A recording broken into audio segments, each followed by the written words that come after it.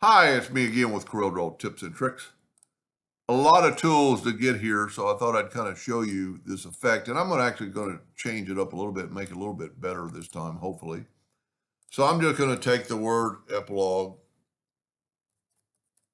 I'm a big fan of Epilogue Laser Company. I'm a proud owner of an epilogue. And a lot of people don't maybe realize when you go to text and you've got Arial, if you want to find Arial black, they're in this. When you hit this arrow, it'll give you all the Arials. So we're going to go Arial black. A lot of times you have to click off that and do it again. Now we got Arial black. Now what I'm going to do, I'm going to give a little bit of perspective. You have to kind of do this first. So I'm going to go to Object and Add Perspective. And then I'm just going to make the G or the rest of the letter a little bit further away. Look like it's kind of really trailing. Then I can click off of it and click it again and rotate it a little bit. Then I'm going to get the extrude tool and I'm going to extrude it. And right here, you can add a number or lower the number so it won't be extruded so much. But at that time, in what I didn't do in the other one, I can actually kind of maybe rotate a little bit. And now my extrude might be too thick.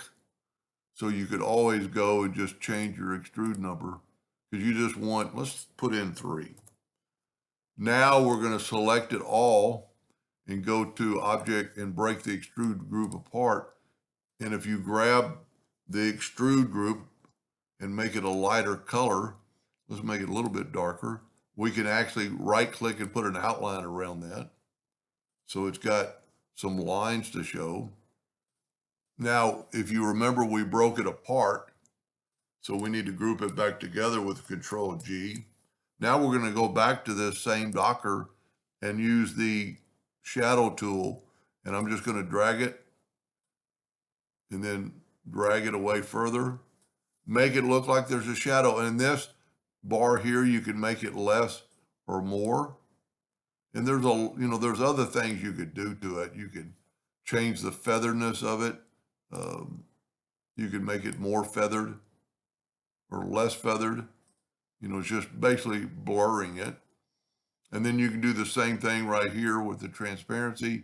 You can make it, where it's not quite as significant of transparency. I'm going to put it like right in the middle. And then always to make it look better, put it beside that white. Let's use yellow this time. I'm just going to take a yellow box, make it yellow, go up to Object, Order, back a page. And now it looks like that word is suspended in air and got a little shadow to it. So the only thing I did different between these two is when I was in the extrude group, I rotated a little bit more.